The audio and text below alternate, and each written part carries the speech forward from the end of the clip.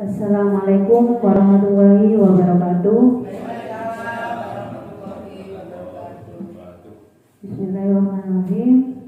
Pada yang terhormat Kepala Sekolah SDN Kaligaga 3, menghormati guru-guru SDN Kaligaga 3. Pertama-tama marilah kita panjatkan puji syukur kehadirat Allah Subhanahu wa taala yang mana pada hari ini kita dapat berkumpul dalam acara diseminasi penerapan budaya positif pada pagi hari ini. Untuk kedua kalinya salawat serta salam tetap kita curahkan kepada junjungan kita Nabi Muhammad SAW, karena beliaulah yang membawa kita dari zaman jahiliyah menuju zaman yang terang benderang, yakni agama Islam. Di sini saya sebagai pembawa acara akan membacakan susunan acara di pagi hari ini. Untuk acara yang pertama pembukaan, acara kedua menyanyikan lagu Indonesia Raya, yang ketiga sambutan kepala sekolah, dan acara yang keempat acara inti, yang kelima acara doa, dan selanjutnya penutup. Untuk menyingkat waktu, marilah kita buka acara hari ini dengan bacaan basmalah bersama-sama. Bismillahirrahmanirrahim. Untuk acara yang kedua menyanyikan lagu Indonesia Raya. Untuk yang bertugas kami persilakan. Untuk para undangan diharap berdiri.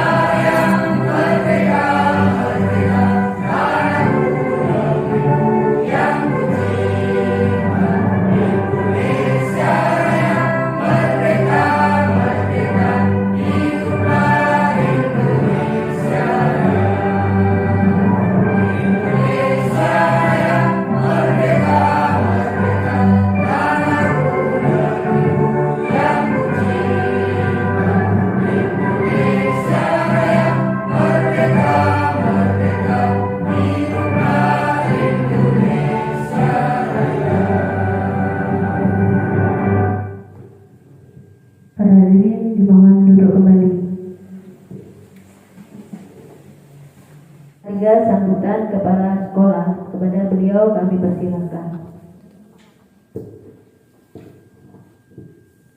Assalamualaikum warahmatullahi wabarakatuh. Yang terhormat kepada segenap Dewan Guru SDN Kaligaga 3. Bismillahirrahmanirrahim. Wala haula wala quwata illa billahil aliyyil azim.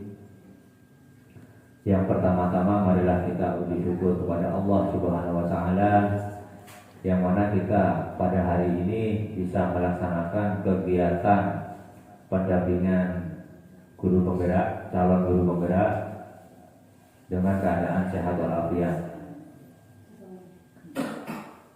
Dan tak lupa marilah kita ucapkan salawat kepada junjungan Nabi besar kita, Nabi Muhammad sallallahu alaihi wasallam, yang mana beliau telah membawa umat manusia dari zaman kebodohan menuju zaman penuh ilmu ini. Mudah-mudahan kita semua selalu diberi syafaatnya oleh beliau. Amin amin ya rabbal alamin. Pada kesempatan yang berbahagia ini, saya juga merasa bangga karena di lembaga kita, alhamdulillah ada seorang calon guru penggerak angkatan 10 yang telah mengikuti pendidikan kurang lebih selama 2 bulan. Dan dari 4 orang calon penggerak, baik tingkat TK, SD sampai dengan SMA yang ada di Kecamatan Sumber Baru ini, salah satunya berasal dari lembaga kita, yaitu SDN Kaliglagah 3. Oleh karena itu, saya merasa sangat bangga karena saat ini guru penggerak sangat dibutuhkan. Mengingat saat ini berbagai syarat dan keperluan biasanya dibutuhkan diambil, salah satunya syaratnya adalah menjadi guru penggerak. Contoh yang paling terlihat saat ini adalah untuk menjadi kepala sekolah. Salah satu syaratnya adalah telah menjadi guru penggerak. Dan juga wacana Kementerian Pendidikan yang akhir-akhir viral di media sosial bahwa guru penggerak diprioritaskan untuk mendapatkan panggilan PPG dalam jabatan.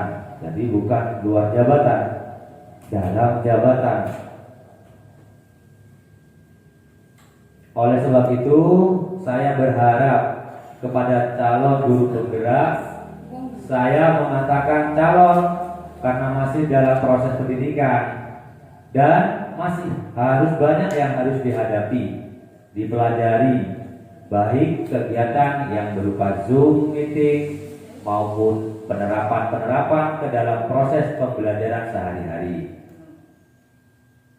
Sekali lagi, saya berharap Pak Hendrik selaku calon guru penggerak agar tetap terus semangat mengikuti program pendidikan guru penggerak ini sampai dengan akhir modul, hingga nantinya Bapak akan menyandang atau berinisial guru penggerak. Berarti harus sampai selesai. Itu yang saya harapkan kepada Bapak Hendrik. Jadi semangatnya monggo tetap dijaga agar tetap dan semangat sampai selesai pendampingan atau pelaksanaan program guru penggerak ini. Begitu pula kepada Bapak Ibu guru di SDN Kaliglagah 3 ini. Bukan cuma kepada Bapak Hendri. Saya juga berharap dengan adanya Pak Hendri sebagai calon guru penggerak di sini dapat membawa dampak positif sehingga Bapak Ibu semua dapat mengikuti jejaknya, mengikuti program pendidikan guru penggerak pada gelombang berikutnya. Nah, ini Pak Hendri ini masih di gelombang angkatan 10. Ini kemungkinan sudah dibuka pendaftarannya dan sudah ditentukan calonnya sudah mulai melaksanakan ya Pak ya, wawancara gitu. Nah, nanti kemungkinan di angkatan 12 monggo Bapak Ibu guru di SDN Kaliglagah 3 ini saya harap bisa mengikuti program guru penggerak ini. Karena apa? Yang dilakukan semua adalah semata-mata demi kemajuan pendidikan di negara Indonesia, khususnya di lembaga kita di SDN Kaliglagah 3 ini. Sehingga saya sangat-sangat mendukung kegiatan guru ini, guru penggerak ini. Bapak Ibu hadirin sekalian, saat ini kita berkumpul di sini karena calon guru penggerak akan berbagi informasi kepada kita tentang budaya pendidik. Nah, nanti kita akan memberikan anggapan seperti apa yang diinginkan oleh Pak Hendri Kita semua peserta ini mengikuti kegiatan ini agar kita semua mengetahui budaya yang positif itu seperti apa. Oleh karena itu, saya harap semua peserta dapat mengikuti kegiatan ini dengan seksama agar kegiatan ini dapat berjalan dengan lancar, baik tepat waktu dan bermanfaat. Dan juga saya berharap pada hari ini pelajaran ini bisa diserap oleh teman-teman sehingga nantinya semuanya mempunyai wawasan pandangan sebagai calon guru penggerak di angkatan berikutnya. Sekian dari saya. Apabila ada kesalahan baik dari sikap maupun tutur kata, saya mohon maaf yang sebesar-besarnya. Wabillahi taufiq wal hidayah. Wassalamualaikum warahmatullahi wabarakatuh. Terima kasih. Kami sampaikan acara yang keempat yaitu acara inti, yang mana acara inti ini akan disampaikan oleh Bapak Hendri Arianto. Kami persilakan. Salam damai sejahtera, Om Swastiastu, nama budaya, salam kebajikan rahayu. Kepada yang terhormat Bapak Kepala Sekolah SDN Kaligilga 3 serta Bapak Ibu Guru, rekan-rekan di SDN Kaligilga 3 yang sangat saya hormati dan saya banggakan. Pertama-tama marilah kita panjatkan puja dan puji syukur kehadirat Allah Subhanahu wa taala yang mana karena rahmatnya kita masih diberi kesehatan dan dapat berkumpul di sini dalam kegiatan diseminasi penerapan budaya positif. Kedua kalinya sholawat serta salam senantiasa tercurahkan kepada junjungan kita Nabi besar Muhammad SAW. Bapak Ibu yang kami hormati, di sini kami selaku CGP Angkatan 10 atas nama Hendri Arianto akan menyampaikan, memaparkan diseminasi penerapan budaya positif di UPTD Setik SDN Kaligilga 3 Kecamatan Sumberwaru Kabupaten Jember. Next Pak. Nah, tentunya Bapak kenal dengan saya Hendri Arianto. Dan di sampingnya itu adalah Bapak Kepala Sekolah kita, Bapak Owen Hendro Purnomo, SPDSD. Pengertian budaya sekolah. Dalam Kamus Besar Bahasa Indonesia, budaya itu adalah pikiran, akal budi, adat istiadat, sesuatu mengenai kebudayaan yang sudah berkembang dan sesuatu yang sudah menjadi kebiasaan yang sudah sukar diubah. Budaya sekolah adalah adat istiadat atau kebiasaan yang sudah berkembang dan sukar diubah di lingkungan sekolah.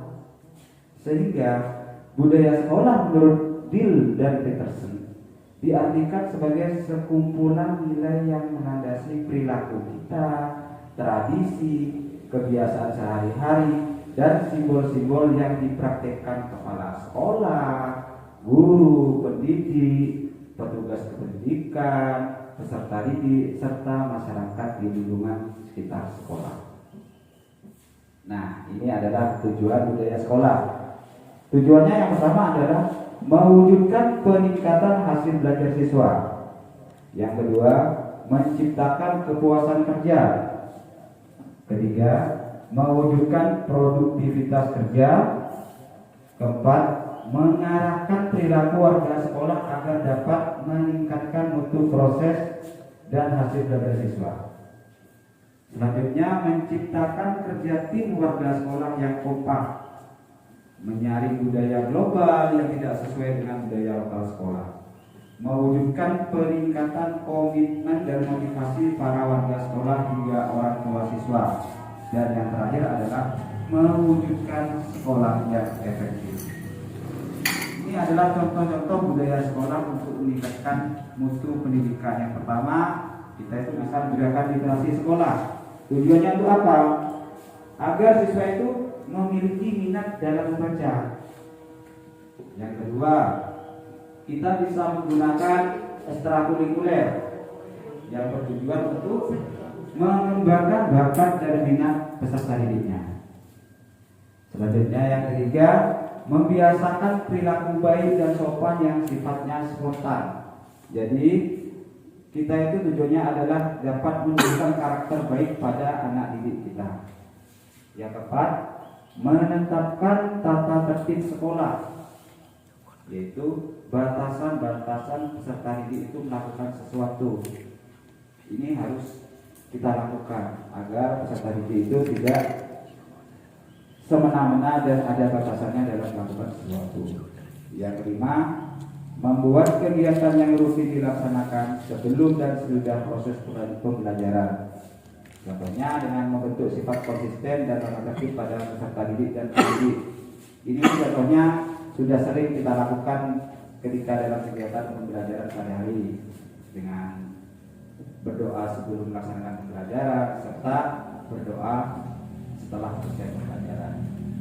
Sebelum kita lanjut ke tentang materi budaya positif, di sini ada sesi tanya jawab, yaitu pertanyaan tematik tentang budaya positif. Saya ingin tahu bagaimana pendapat Bapak Ibu tentang budaya positif. Apa sih budaya positif itu? Tolong ini diisi di stick note, Bapak isi sesuai jawabannya Bapak Ibu mengerti, nanti hasilnya kita simpulkan bersama sesuai yang ada di pemikiran Bapak Ibu, yang Bapak Ibu pahami. Monggo isi. Ibu.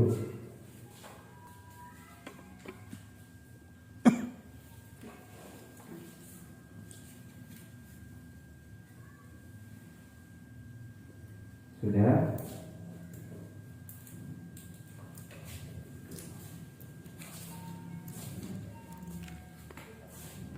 Monggo yang sudah bisa ditempel di papan.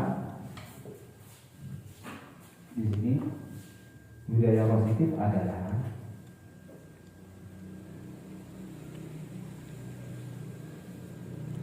monggo Pak Iwan ditempel di papan hikmatnya.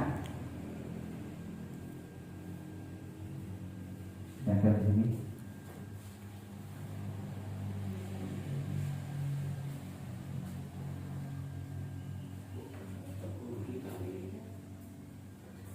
Tidak apa-apa, kembali tidak apa. Sebenarnya di baliknya yang menempel, jadi makannya enak. Oh, bisa ditempel. Monggo di sini di bagian budaya putih, tempelkan. Nah, gitu. Sip. Monggo yang lain.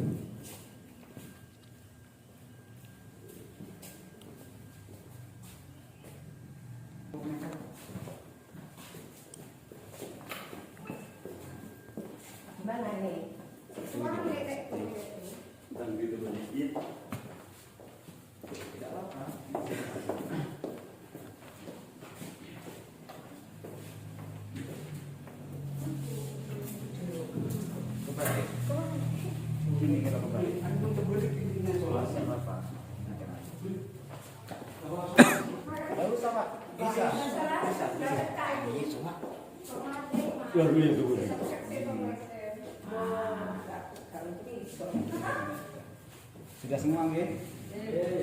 Ada jawaban budaya positif adalah nilai-nilai keyakinan yang bersifat positif. Baik. Terus ada pikiran atau ada istiadat yang mengarah pada budaya tersebut. Budaya yang mengandung nilai-nilai yang positif untuk pembelajaran di lingkungannya, merupakan nilai keyakinan dan kebiasaan di sekolah yang keberpihakannya kepada siswa. Perilaku yang baik yang didapat dari faktor eksternal sekolah. Baik, terima kasih jawabannya Bapak Ibu. Serta semuanya dan bervariasi jawabannya. Nah, budaya positif adalah budaya positif adalah yaitu nilai-nilai, keyakinan-keyakinan dan kebiasaan-kebiasaan di sekolah yang berpihak kepada murid. Hal itu dapat dilakukan agar murid dapat berkembang menjadi pribadi yang kritis, penuh hormat, dan bertanggung jawab. Itu adalah pengertian dari budaya positif. Next part. Bagaimana cara langkah-langkah membangun budaya sekolah yang positif? Yang pertama, caranya adalah guru mengontrol aktivitas peserta didik. Guru bisa menjadi pengontrol aktivitas para peserta didik, mulai dari proses belajar mengajar hingga di luar aktivitas tersebut. Di luar kelas itu juga kita harus dapat mengontrol peserta didik. Yang kedua, membuat kesepakatan kelas. Kesepakatan kelas dibuat untuk membantu guru dan peserta didik agar dapat membentuk kegiatan pembelajaran yang efektif. Proses pembuatan kesepakatan kelas adalah dengan menyusun aturan yang jelas dan tidak merugikan beberapa pihak serta memahami harapan antara peserta didik dan pendidik. Ini caranya kita membuat kesepakatan kelas adalah kita berdiskusi dengan anak didik kita yang ada di kelas, dengan siswa. Apa saja kesepakatan-kesepakatan yang diinginkan oleh anak-anak, sehingga mereka tidak akan merasa rugi karena kesepakatan itu adalah hasil dari musyawarah bersama.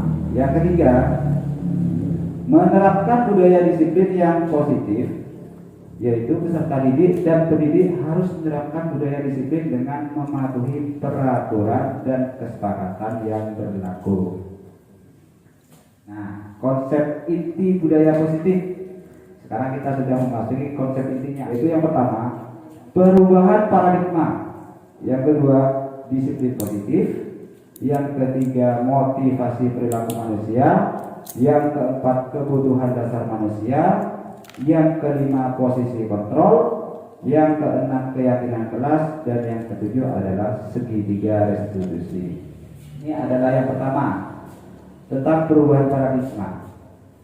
Jadi pembelajaran dengan paradigma baru merupakan pembelajaran yang dirancang dengan prinsip pembelajaran berdiferensiasi, sehingga peserta didik dapat belajar sesuai kebutuhannya berdasarkan tahap perkembangan psikologinya untuk mewujudkan profil pelajar Pancasila. Sebelumnya, nah, di profil pelajar Pancasila itu ada 6. Yang pertama adalah beriman bertakwa kepada Tuhan Yang Maha Esa dan berakhlak mulia. Yang kedua, mandiri, bernalar kritis, kreatif, bergotong royong, dan berkebinekaan global. Tentunya Bapak Ibu tidak asing lagi dengan profil pelajar Pancasila. Next, selanjutnya. Nah, beberapa miskonsepsi makna kontrol menurut Dr. William Glasser. Yang pertama adalah ilusi guru mengontrol murid. Pada dasarnya, kita tidak dapat memaksa murid untuk berbuat sesuatu jikalau murid tersebut memilih untuk tidak melakukannya. Contohnya, kita menginginkan murid kita mengerjakan tugas dengan rajin. Tetapi jika siswa tersebut tidak menginginkannya, maka mereka tidak akan mengerjakannya. Ini adalah ilusi guru mengontrol murid. Walaupun tampaknya guru sedang mengontrol perilaku murid, hal demikian terjadi karena murid sedang menginginkan dirinya dikontrol. Saat itu, dibentuk kontrol guru menjadi kebutuhan dasar yang dipilih murid tersebut. Teori kontrol menyatakan bahwa semua perilaku memiliki tujuan, bahkan terhadap perilaku yang tidak disukai. Contohnya, kayak anak itu mengerjakan tugas, tidak semuanya itu karena keinginannya untuk mengerjakan. Terkadang mereka mengerjakan itu karena takut kepada gurunya, takut dihukum, takut diberi sanksi, dan sebagainya. Next, lanjut. Yang kedua, bahwa semua penguatan positif efektif dan bermanfaat. Penguatan positif atau bujukan adalah bentuk-bentuk kontrol. Segala usaha untuk mempengaruhi murid agar mengulangi suatu perilaku tertentu adalah suatu usaha untuk mengontrol murid tersebut. Dalam jangka waktu tertentu, kemungkinan murid tersebut akan menyadarinya dan mencoba untuk menolak rujukan kita, atau bisa jadi murid tersebut menjadi tergantung pada pendapat sang guru untuk berusaha. Next. Ilusi bahwa kritik dan membuat orang merasa bersalah dapat menguatkan karakter. Menggunakan kritik dan rasa bersalah untuk mengontrol murid menuju pada identitas gagal. Mereka belajar untuk merasa buruk tentang diri mereka. Mereka mengembangkan dialog diri yang negatif. Kadangkala sulit bagi guru untuk mengidentifikasi bahwa mereka sedang melakukan perilaku ini, karena seringkali guru cukup menggunakan suara halus untuk menyampaikan pesan yang negatif. Next. Ilusi bahwa orang dewasa memiliki hak untuk memaksa. Banyak orang dewasa yang percaya bahwa mereka memiliki tanggung jawab untuk membuat murid-murid berbuat hal-hal tertentu. Apapun yang dilakukan dapat diterima selama ada sebuah kemajuan berdasarkan sebuah pengukuran kinerja. Pada saat itu pula, orang dewasa akan menyadari bahwa perilaku memaksa tidak akan efektif untuk jangka waktu panjang dan sebuah hubungan permusuhan akan terbentuk. Next. Nah, ini adalah ada dua teori mengubah paradigma stimulus respon menjadi pendekatan teori kontrol. Ini perbedaannya. Jika stimulus respon, tapi kalau teori kontrol kebutuhannya berbeda. Terus selanjutnya di stimulus respon, semua orang melihat hal yang sama, tetapi di teori kontrol setiap orang memiliki gambaran yang berbeda. Terus selanjutnya kita mencoba mengubah orang agar berpandangan sama dengan kita, itu stimulus respon. Tapi teori kontrol, kita berusaha memahami pandangan orang lain tentang dunia. Ini perbedaannya. Terus selanjutnya ada perilaku buruk dilihat sebagai sesuatu kesalahan. Tapi pada teori kontrol, semua perilaku itu memiliki tujuan. Orang lain bisa mengontrol saya, tapi pada teori kontrol, hanya Anda yang bisa mengontrol diri Anda. Terus selanjutnya stimulus respon. Saya bisa mengontrol orang lain. Menurut teori kontrol, Anda tidak bisa mengontrol orang lain. Pemaksaan ada pada saat bujukan gagal, sedangkan teori kontrol, kolaborasi dan konsensus menciptakan pilihan-pilihan baru.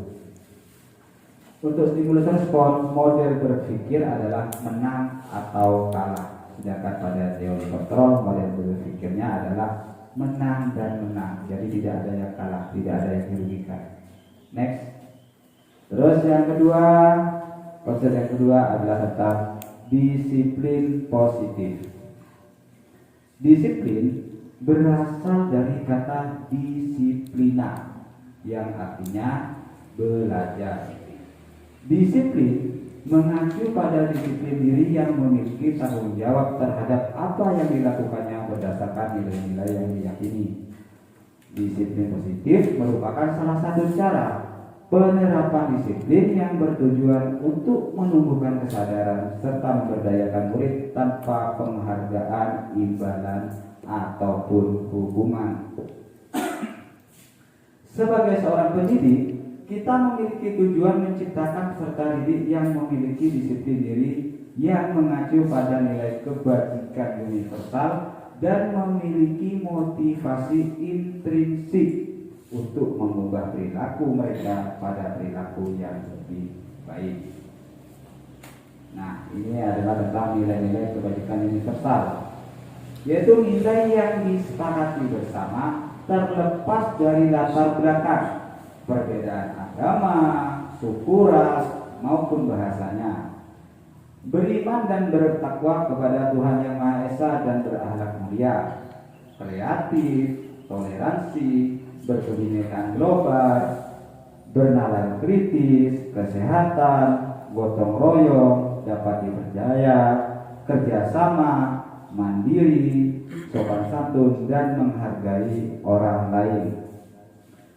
Tujuan mulia dari penerapan disiplin positif adalah agar terbentuk murid-murid yang berkarakter, berdisiplin, santun, jujur, peduli, bertanggung jawab, dan merupakan pembelajar sepanjang hayat sesuai dengan standar kompetensi lulusan yang kita harapkan.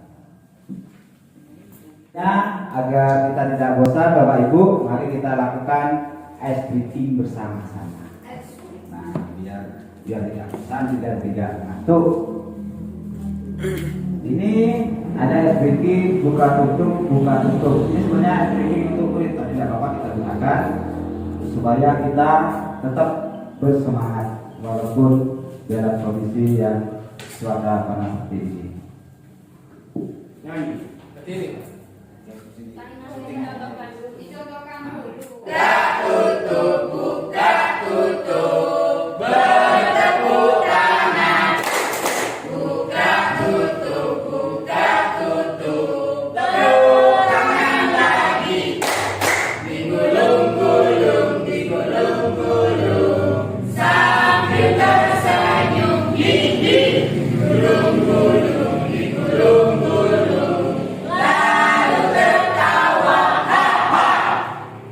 Kita sudah melaksanakan ice breaking, setidaknya sudah menambah semangat kita dan tidak ngantuk. Kita lanjutkan ketiga, yaitu tentang motivasi perilaku manusia.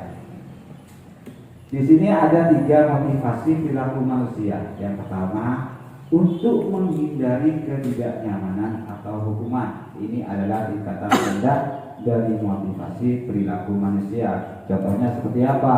Yang tadi sudah saya sampaikan. Anak-anak itu mengerjakan tugas terus disiplin di dalam kelas, tidak ramai, itu bukan karena dari motivasi dirinya sendiri, tapi karena takut dihukum guru. Ini adalah tingkatan yang paling rendah. Yang kedua, untuk mendapatkan imbalan atau penghargaan dari orang lain. Ini merupakan satu tingkat di atas motivasi yang pertama. Di sini orang berperilaku untuk mendapatkan imbalan atau penghargaan dari orang lain. Motivasi ini bersifat eksternal, bukan internal. Maksudnya adalah karena orang lain. Contohnya ketika kita melaksanakan belajar mengajar di kelas, seandainya kita memberi tugas untuk menggambar. Anak-anak itu kita iming-imingi dengan suatu penghargaan. Seandainya nanti yang gambarannya bagus, yang warnanya bagus, akan Bapak Guru berikan balon. Itu seandainya. Itu merupakan salah satu contoh motivasi yang dari luar, dari eksternal. Anak-anak itu jadi maksudnya mereka itu akan bersemangat karena iming-iming tadi, bukan karena keinginannya sendiri. Ini adalah untuk yang kedua. Terus selanjutnya ingat. Yang ketiga, yaitu untuk menjadi orang yang mereka inginkan dan menghargai diri sendiri dengan nilai-nilai yang mereka percaya. Nah, ini adalah merupakan tingkatan tertinggi dari motivasi manusia. Jadi, mereka itu melakukan sesuatu karena nilai-nilai yang mereka yakini dan hargai. Dan mereka melakukannya karena mereka ingin menjadi orang yang melakukan nilai-nilai yang mereka yakini tersebut. Ini adalah motivasi yang akan membuat seseorang memiliki disiplin positif. Karena motivasi berperilakunya bersifat internal dari dirinya sendiri, bukan bersifat eksternal, yaitu dorongan dari orang lain. Ini adalah pertanyaan tematik selanjutnya. Coba mari kita baca kasus berikut ini. Bacalah kasus Pak Iwan berikut ini dan cobalah jawab pertanyaan yang akan diberikan.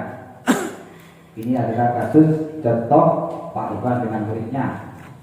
Iva kurang menguasai pelajaran matematika. sehingga pada saat pelajaran tersebut berlangsung, dia lebih banyak berdiam diri atau menggambar di buku pelajarannya.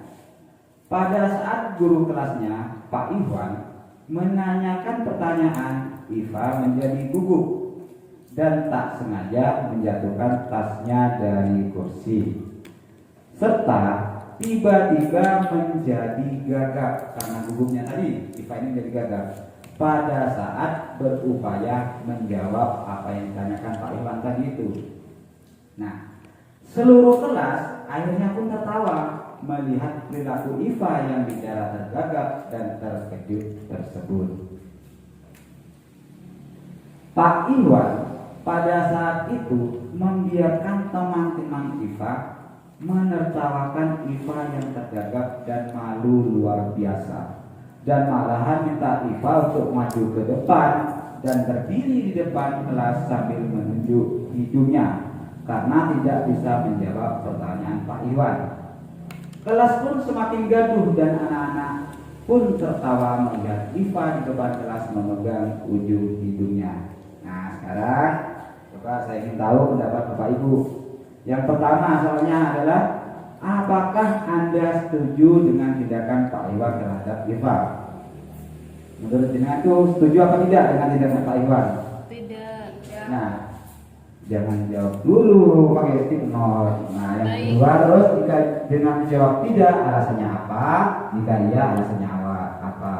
Yang kedua, menurut Anda tindakan Pak Iwan terhadap Iva adalah sebuah hukuman atau konsekuensi?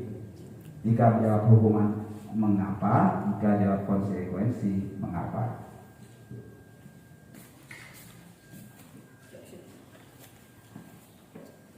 Coba dijawab sesuai apa yang Bapak Ibu pahami.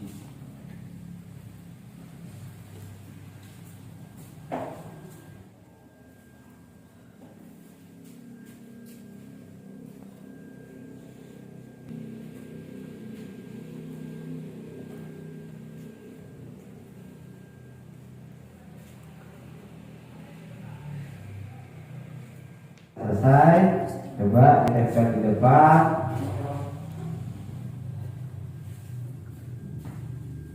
Monggo. Apakah Anda setuju dengan kita depan? Biasanya tadi ada dua.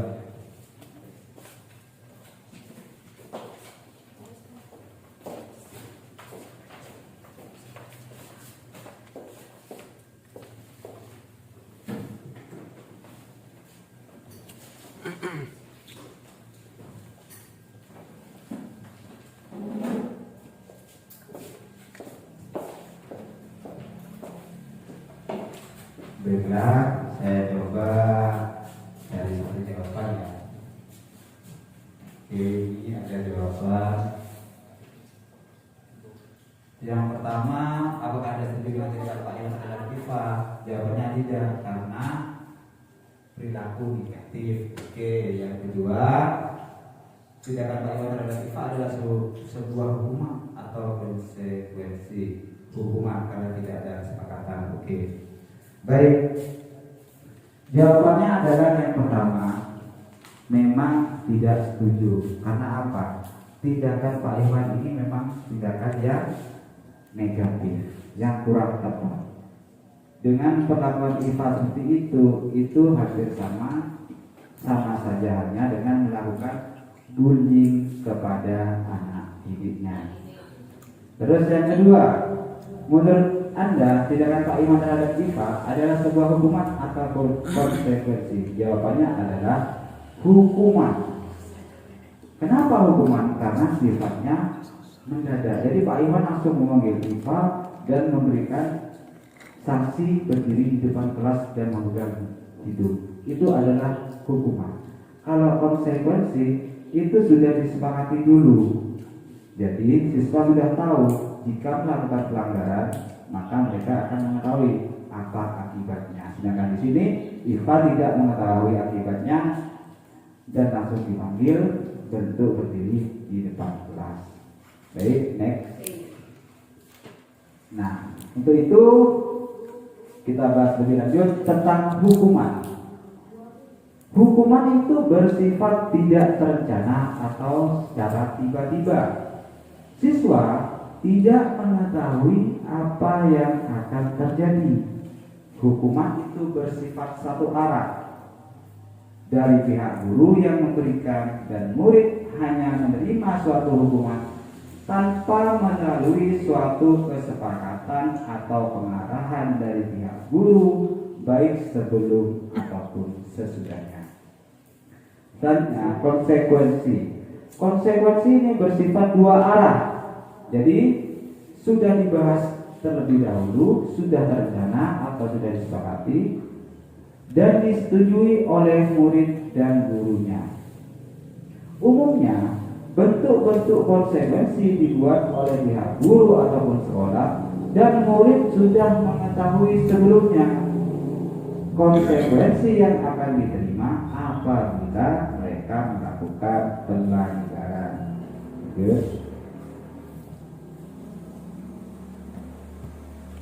Nah, selanjutnya tentang restitusi. Restitusi adalah proses menciptakan kondisi bagi murid untuk memperbaiki kesalahan mereka sehingga mereka bisa kembali pada kelompok mereka dengan karakter yang lebih kuat menurut Gosen tahun 2004.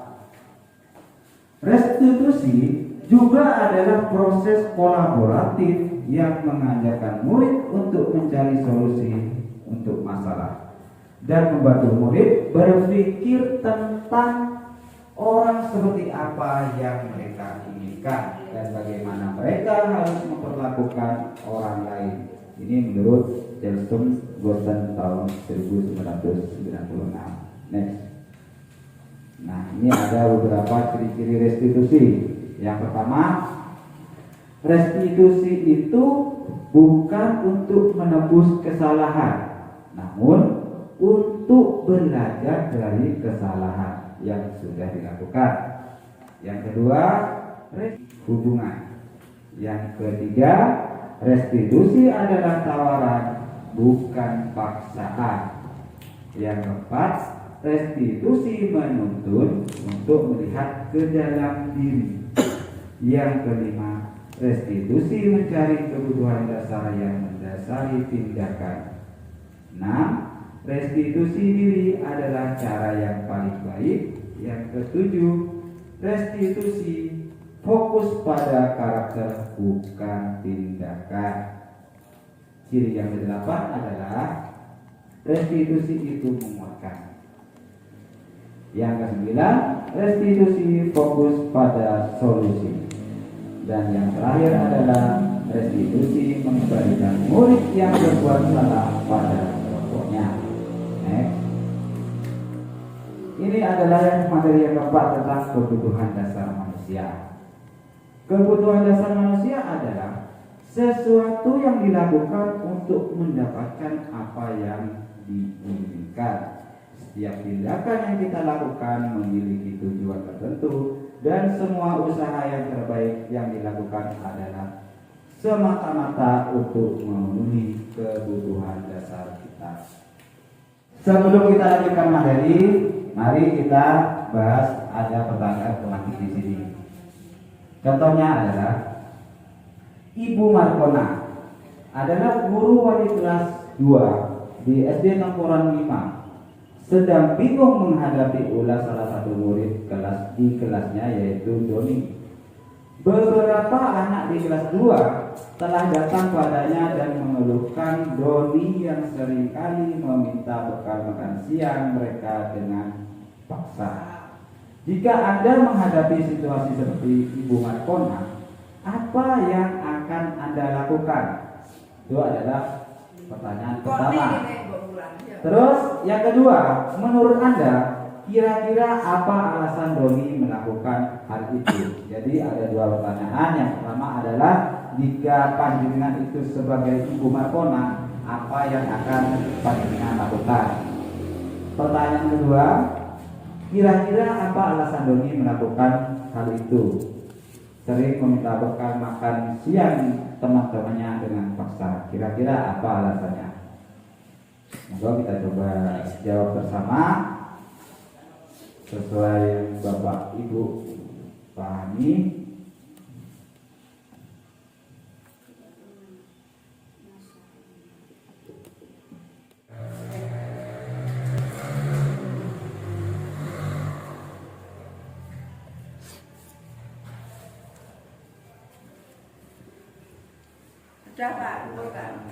Oke, monggo yang sudah bisa dikumpulkan juga.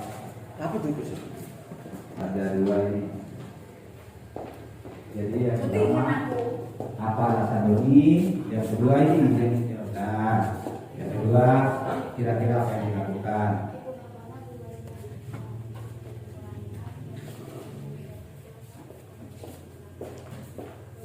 Soalnya adalah saya baca lagi, Ibu Markona, guru wali kelas 2 di SD 5, sedang bingung menghadapi ulas salah satu murid di kelasnya yaitu Doni. Beberapa anak di kelas 2 telah datang pada Ibu Markona dan mengeluhkan sikap Doni. Doni ini sering meminta bekal makan siang teman-temannya secara paksa. Nah, pertanyaannya, jika panjenengan ini menghadapi situasi seperti Ibu Markona, apa yang akan panjenengan lakukan? Itu soal pertama. Yang kedua, menurut panjenengan, kira-kira alasan tadi apa kok melakukan itu? Kok sering memaksa minta bekal makan siang teman-temannya? Coba kita lihat jawaban dari teman-teman ini. Yang pertama, alasan apa yang akan Anda lakukan? Menasehati agar Doni bawa sendiri. Kira-kira apa alasan Doni? Orang tua tidak sempat menyiapkan bekal makanannya Doni. Kira-kira apa pekerjaan orang tuanya ini? Oh, tiap hari tidak pernah siap, tidak sempat menyiapkan bekal makanannya. Oh, mungkin lembur jam malam nih.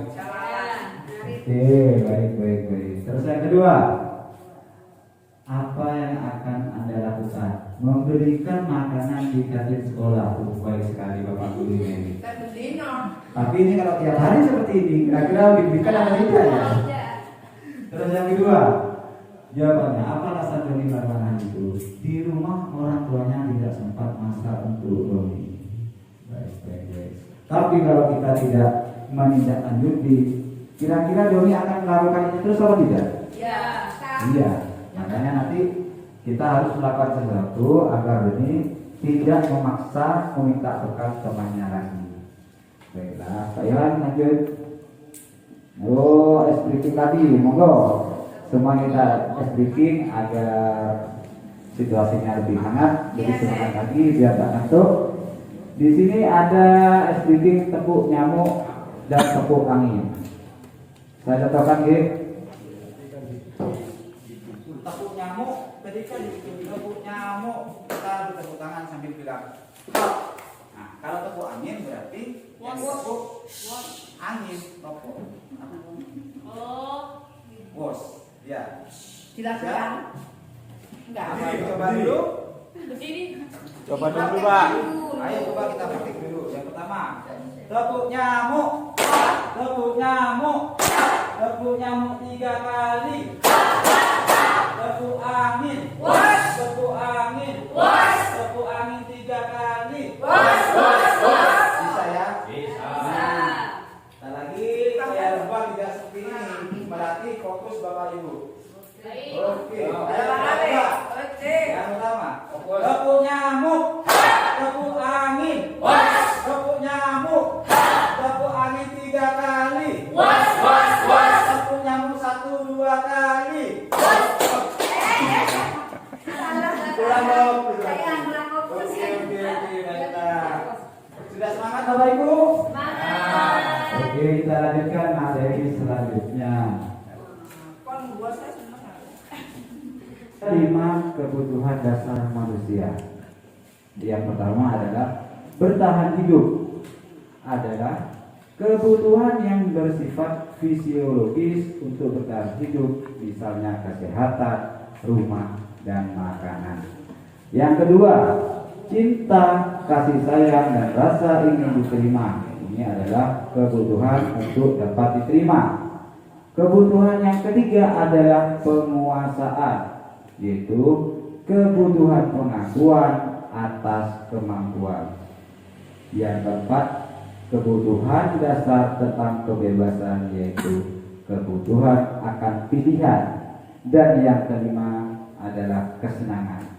Jadi kita juga butuh, Bapak Ibu guru membutuhkan kesenangan. Ini merupakan adalah 5 kebutuhan dasar. Karena apa? Kesenangan ini merupakan kebutuhan kita untuk dapat merasa senang. Rohani, Pak. Nah, ini adalah tentang 5 posisi kontrol guru. Sebelum kita lanjutkan, mari kita simak bersama tentang 5 posisi kontrol guru berikut ini. Monggo Pak Iwan, Esther. Ibu dan Bapak guru hebat dalam penerapan disiplin positif restitusi. Salah satu program yang dikembangkan adalah 5 posisi kontrol. 5 posisi kontrol dalam restitusi adalah proses perjalanan seorang pendidik agar dapat mengenali dirinya. Pada video kali ini, kita akan membahas tentang 5 posisi kontrol yang dikembangkan oleh Diane Dawson dan contoh penerapannya.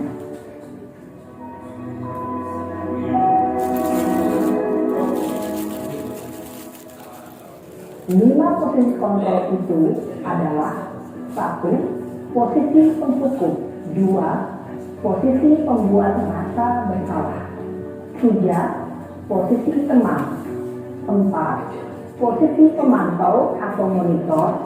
Dan 5. Posisi terjadi di sekolah-sekolah.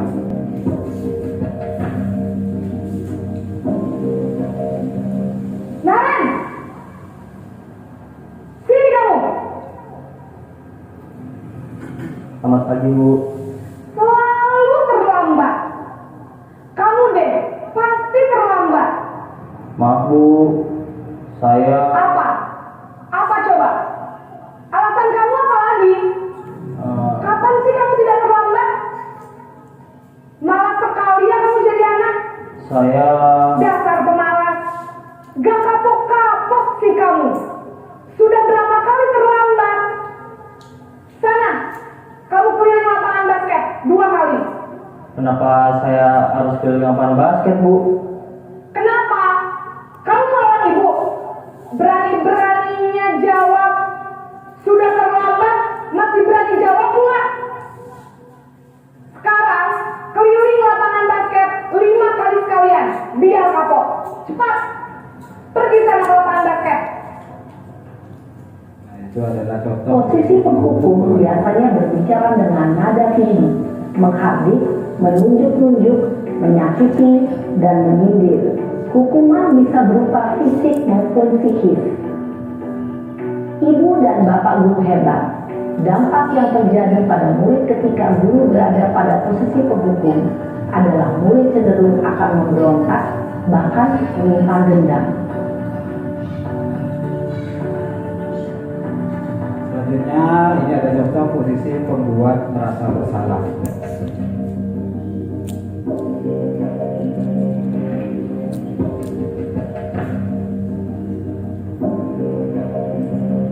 Naren!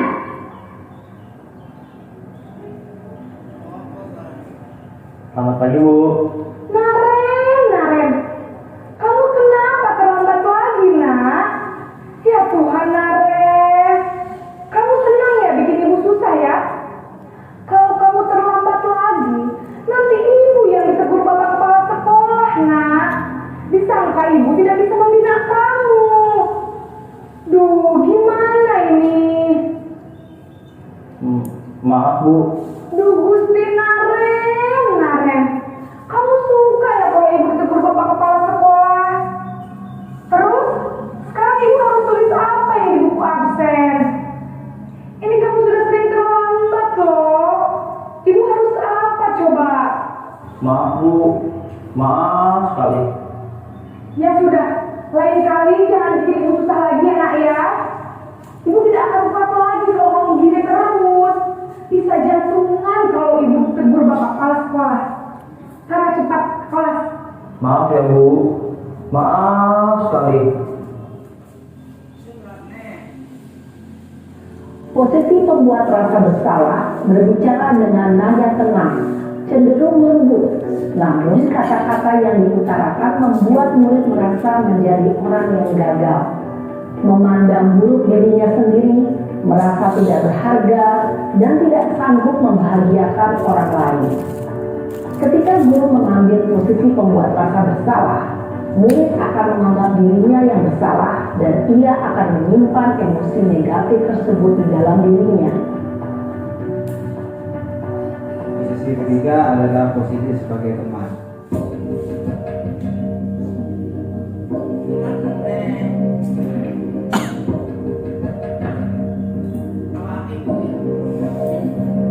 Naren,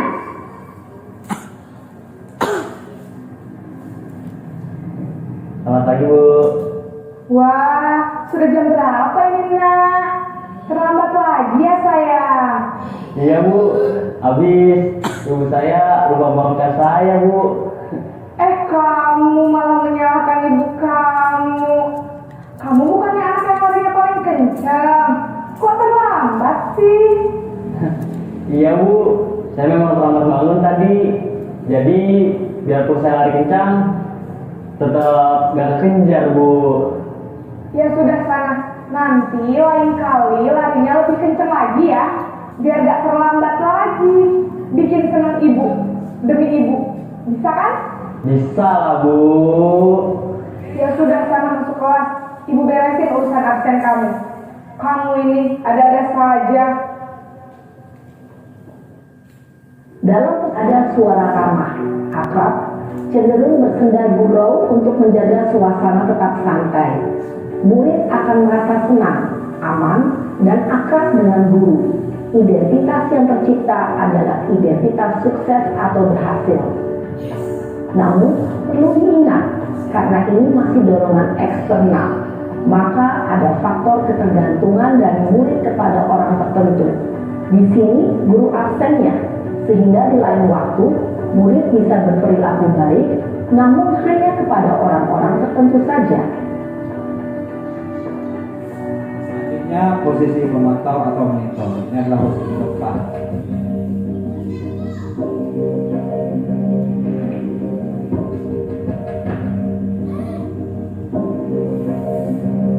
Naren!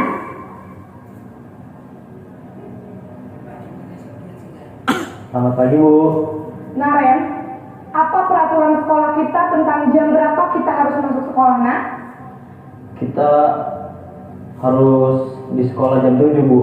Iya betul, sekarang sudah jam 7.20. Naren sudah tahu konsekuensinya jika terlambat hadir. Paham Bu. Saya harus tinggal kelas pas jam istirahat selama 20 menit. Iya benar, konsekuensinya demikian. Jadi nanti jam 9.30 pas istirahat, kamu harus tinggal di kelas, kerjakan tugas tambahan untuk ketertinggalan kamu, ya? Baik Bu. Posisi pemantau mengandalkan penghitungan atau data untuk mengontrol murid. Guru mengarahkan murid berdasarkan peraturan dan konsekuensi. Seorang pemantau menunjukkan bahasa tubuh dan ekspresi wajah yang datar dan cenderung formal. Posisi terakhir yaitu posisi manajer. Ini adalah posisi kontrol yang kelima.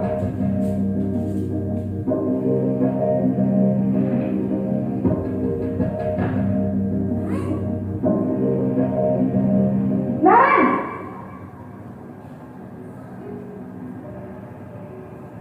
Selamat pagi Bu. Selamat pagi, Naren. Maaf Bu, saya terlambat. Iya, sekolah masuknya jam 7, sekarang sudah jam 7.20. Jadi sekarang bagaimana ini, Naren? Maaf Bu, saya lupa setel alarm saya semalam. Baiklah, menurut kamu, keyakinan sekolah yang mana yang perlu kamu tingkatkan? Menghargai diri sendiri dan orang lain mungkin ya Bu. Setuju. Jadi, apakah Naren meyakini prinsip saling menghormati tersebut? Iya Bu, saya meyakininya. Apakah Naren bersedia memperbaiki masalah keterlambatan ini? Bersedia Bu. bagaimana kamu akan perbaiki masalah keterlambatan ini? Saya akan coba untuk tidak lupa menyetel alarm saya, Bu. Baik, kalau Naren lupa menyetel alarm di rumah, ada orang yang kira-kira bisa bantu mengingatkan tidak? Ada, Bu. Kakak saya, Kak Emma. Ada lagi selain Kak Emma? Selain Kak Emma, ada ibu saya. Baik, jadi yang mengingatkan Naren adalah Kak Emma dan ibu kamu ya? Kira-kira akan mulai set alarm kapan nih Naren? Setelah pulang sekolah, akan segera saya lakukan. Baik, jadi Naren akan setel alarm untuk bangun besok pagi dan akan diingatkan oleh kakak dan ibunda Naren ya. Ada lagi yang mungkin perlu dilakukan Naren agar tidak terlambat bangun lagi? Tidak ada, Bu. Baik Naren, terima kasih untuk kerjasama kamu. Sekarang kamu perlu kembali ke kelas untuk belajar. Baik, Bu. Terima kasih. Posisi manajer adalah posisi kontrol yang disarankan untuk membimbing murid memiliki sikap disiplin yang positif, yaitu murid yang mandiri, bertanggung jawab, dan dapat memecahkan masalah. Tujuan dari posisi ini adalah agar murid dapat berefleksi atas tindakannya. Guru akan dengan tulus memberikan pertanyaan-pertanyaan bermakna, sehingga membuat murid dapat belajar dari kesalahannya dan mencari sebuah solusi untuk menyelesaikannya. Ibu dan bapak guru hebat, setelah mengamati adegan kelima posisi kontrol tadi, kira-kira posisi mana yang paling ideal? Posisi mana yang dapat menunjang motivasi intrinsik murid? Ya, tentu posisi manajer. Posisi ini memang posisi ideal yang ingin dituju setiap pendidik. Pada posisi inilah, guru dapat menerapkan disiplin positif yang berpihak pada murid, yang memerdekakan murid. Perjalanan seorang pendidik tentunya tidak mudah untuk sampai pada posisi seorang manajer. Namun, tujuan kita pasti, yaitu menciptakan murid-murid yang mandiri, merdeka, dan bertanggung jawab. Semoga penggambaran 5 posisi kontrol yang telah diperlihatkan ini dapat menjadi ajang refleksi bagi kita semua, agar dapat terus mengasah dan menerapkan disiplin positif yang memerdekakan murid. Mari terus berlatih dan bersemangat. Selamat menerapkan. Salam dan bahagia, Ibu dan Bapak Guru hebat.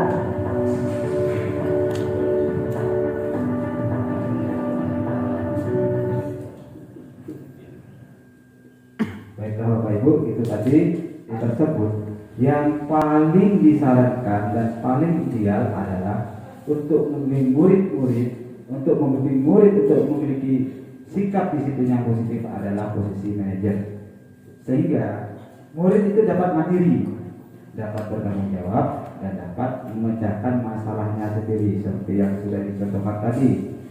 Jadi tujuannya agar murid dapat berefleksi atas tindakannya, sehingga mereka juga menyadari apa yang sudah mereka lakukan dan mereka dapat mencari solusi dari apa yang sudah mereka lakukan.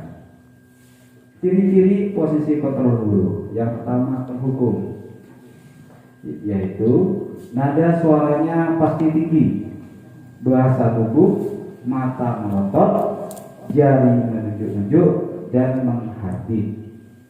Untuk posisi pembuat merasa bersalah, guru selalu menggunakan nada suara memelas, halus, sedih, bahasa tubuhnya merapat pada anak dan lesu. Pada posisi teman, biasanya nada suaranya ramah, akrab, dan bercanda. Bahasa tubuhnya merapat pada murid, mata dan senyumnya jenaka. Pada posisi pemantau, biasanya nada suaranya itu datar, bahasa tubuhnya formal. Sedangkan pada manajer, nada suara tulus, bahasa tubuh tidak kaku, dan mendekat kepada murid. Selanjutnya yaitu keyakinan kelas. Di sini ada pertanyaan pemantik. Ada gambar seseorang menggunakan helm. Pertanyaannya, mengapa kita memiliki peraturan tentang penggunaan helm pada saat mengendarai kendaraan roda 2 atau motor? Mengapa menurut Bapak Ibu? Mengapa kita harus menggunakan helm? Monggo yang bisa jawab. Apa Bu? Untuk menghindari kecelakaan. Oke, Pak Iwan? Mata tidak kuat angin ya Pak. Oh, karena matanya tidak kuat angin. Oke, terus Biayu? Karena helm adalah pelengkap untuk berkendara. Karena helm terlengkap untuk berkendara. Baik. Oke. Ada yang lain? Oke, monggo Pak. Untuk keamanan diri kita sendiri. Untuk keamanan diri kita sendiri. Baiklah. Semua jawaban benar, betul. Selanjutnya Pak Iwan. Nah, tadi kan sudah dijawab. Jadi nilai-nilai keselamatan inilah kita menggunakan helm kan demi keselamatan agar tidak terjadi sesuatu. Nilai keselamatan ini yang sering kita sebut yaitu sebagai suatu keyakinan, yaitu nilai-nilai kebajikan universal yang disepakati secara tersirat dan tersurat, lepas dari latar belakang suku, negara, bahasa maupun agama. Karena aturan penggunaan helm itu tidak melihat suku, baik suku Jawa, suku Madura maupun orang Papua pun ketika berkendara wajib menggunakan helm. Selanjutnya, seseorang akan lebih tergerak dan bersemangat untuk menjalankan keyakinannya daripada hanya sekedar mengikuti serangkaian peraturan tertulis tanpa makna. Siswa membutuhkan pemahaman tentang peraturan yang diberikan, nilai kebajikan dari peraturan, apa tujuannya. Setiap perilaku yang kita lakukan di dalam kelas dapat menentukan terciptanya sebuah lingkungan yang positif. Perilaku warga kelas tersebut menjadi sebuah kebiasaan yang akhirnya membentuk sebuah budaya positif. Nah, di sini sering muncul pertanyaan, mengapa keyakinan kelas kok bukan peraturan kelas?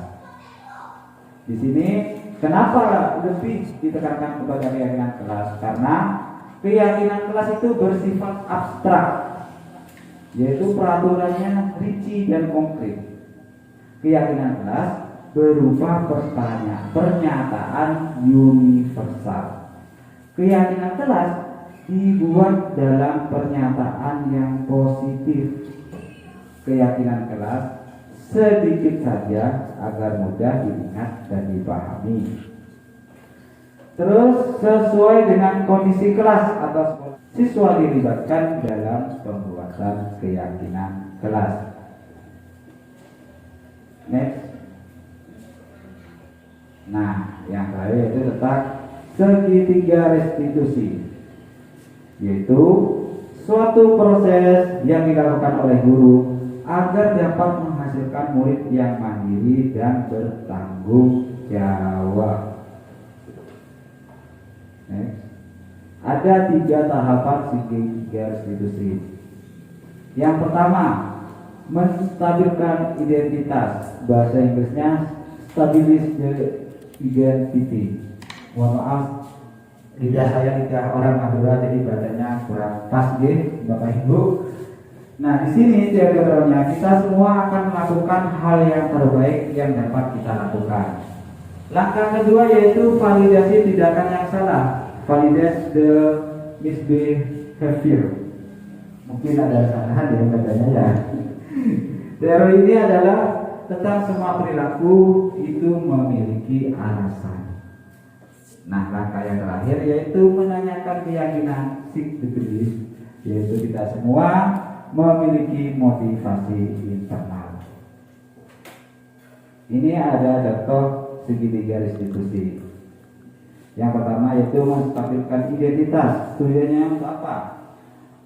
Tujuannya adalah untuk mengubah identitas anak dari orang yang gagal karena melakukan kesalahan menjadi orang yang sukses. Anak yang melanggar peraturan karena sedang mencari perhatian adalah anak yang sedang mengalami kegagalan. Dia mencoba untuk memenuhi kebutuhan dasarnya, namun ada benturan. 3 alasan utama kita harus melakukan menstabilkan identitas, yaitu Satu, rasa bersalah membutuhkan energi yang sama dengan energi yang dibutuhkan untuk mencari penyelesaian masalah.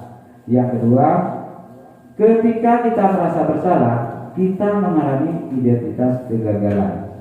Yang ketiga, perasaan bersalah membuat kita terperangkap pada masa lalu, di mana kita sudah tidak bisa berbuat apa-apa lagi. Langkah kedua yaitu validasi tindakan yang salah, yaitu bertujuan untuk memahami kebutuhan dasar apa yang mendasari sebuah tindakan kesalahan. Kita akan bisa menemukan cara-cara paling efektif untuk memenuhi kebutuhan tersebut. Selanjutnya, menanyakan keyakinan. Itu adalah langkah yang ketiga. Selanjutnya, Pak. Tujuan segitiga restitusi, tujuannya adalah menghubungkan keyakinan atau nilai-nilai yang dipercaya dan berpindah menjadi yang diinginkan. Nah, ini ada contoh kemarin langsung kami coba terapkan, kami coba untuk laksanakan, mencoba mempraktekkan segitiga restitusi pada murid kelas 4. Monggo Pak Iwan bisa setel. Nah, tadi Pak Guru lihat kamu datang lambat ya. Menurut ingatan kita, ini kita lihat terlambat dengan Tuhan. 3 kali. Setelah itu sering terlambat. Menurut kita itu satu sana. Oke, baik. Setelah berbuat salah itu adalah menjadi setiap orang itu pernah berbuat salah. Yang penting adalah masih sedikit kaku Bapak Ibu, karena memang kami yang baru mendapat materinya, langsung kami coba terapkan, kami coba lakukan kepada berkelas.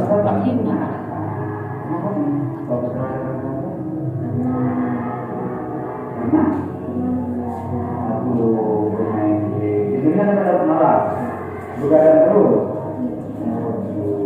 Oke, coba sekarang kamu tahu enggak, ingat enggak keyakinan pelajaran pernah kita bahas? Lupa. Nah, kalau sesuatu itu sesuai dengan keyakinan kita tahu enggak?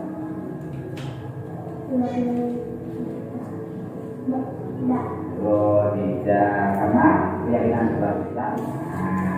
Menurut setelah keyakinan kelas apa yang sudah dilakukan? Kalau dalam kelas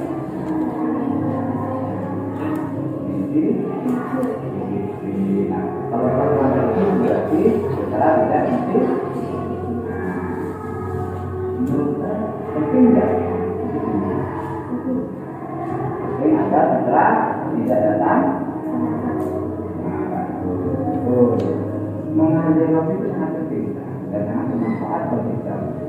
Ya, seperti kita mengajar orang kita dan kita bisa mengajari rasa kepedulian. Setelah saja pun kita mau. Setelah kita akan baik dan sudah lakukan. Kita tidak menyadari bahwa salah, kita tidak menyadari bahwa setelah itu menurut kita. Apa yang harus kita lakukan agar kita tidak datang lagi?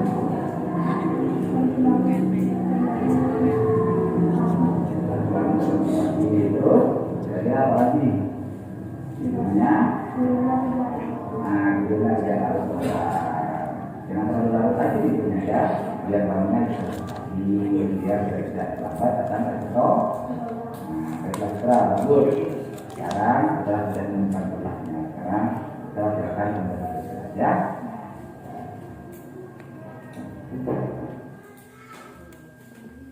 Itu tadi adalah contoh saya mencoba melakukan atau menerapkan segitiga restitusi pada putra anak kelas 4 yang sering datang terlambat ke sekolah. Selanjutnya Pak Iwan. Nah ini adalah ada refleksi dari putra ketika saya telah melaksanakan mencoba menerapkan segitiga restitusi. Monggo di step ini. Assalamualaikum warahmatullahi wabarakatuh. Halo, nama saya Putra Anggara Masa. Saya kelas 4 SDN Kalidaga 02. Terima kasih Pak Ibu. Saya sedang diajak berdiskusi dengan Pak Ibu. Saya menemukan solusi atas kesalahan yang telah saya lakukan. Saya tidak akan begadang lagi supaya tidak terlambat ke sekolah. Dari Putra, selanjutnya next. Terima kasih. Baik Bapak Ibu, itulah tadi pemaparan yang dapat saya sampaikan. Apabila ada tutur kata yang kurang berkenan, saya pribadi mohon maaf yang sebesar-besarnya. Wassalamualaikum warahmatullahi wabarakatuh. Waalaikumsalam warahmatullahi wabarakatuh. Terima kasih Bapak Hendri atas materi yang sudah disampaikan. Semoga apa yang sudah Bapak Hendri sampaikan bisa bermanfaat bagi kami selaku guru SDN Kaligaga 3. Untuk acara selanjutnya yaitu doa yang akan dibawakan oleh Bapak Raya.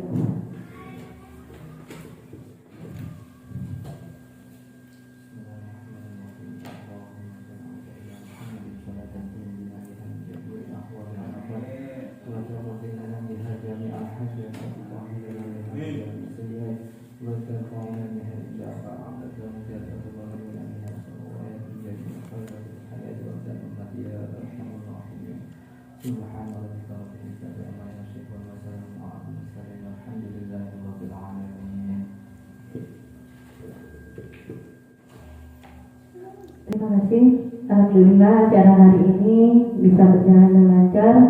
Dan untuk acara selanjutnya adalah penutup. Marilah kita baca doa bersama-sama dan menutup acara hari ini dengan bacaan basmalah. Alhamdulillah bersama-sama. Alhamdulillahirobbilalamin.